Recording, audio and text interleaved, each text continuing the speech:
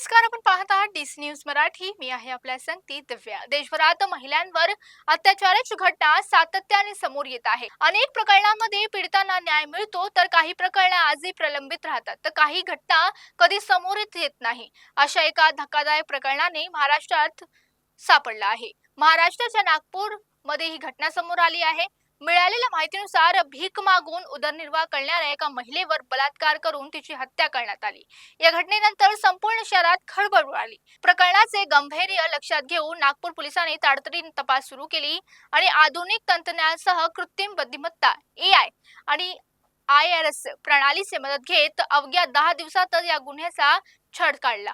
या तपासातील सर्वात महत्त्वाची धाक घटनास्थळी सापडली असून चिप पाकिटाचा तुकडा ठरला. पोलिसांनी परिसरात चिप्स विक्रेत्याचा संपर्क साधत अलीकडे खरेदी आणि ऑनलाईन व्यवहाराची पडताळणी सुरू केली. त्यानंतर तपासाची दिशा पाट सावंतसंगी या खारपेड या परिसराकडे वळली. सावनेर पोलिसांनी सुरुवातीला या घटनेकडे सामान्य मृत्यू म्हणून पाहिलं, मात्र शवविच्छेद अहवालात बलात्कार आणि हत्येचा संशय स्पष्ट झाल्यानंतर तपास दिशा पूर्णपणे बदलली.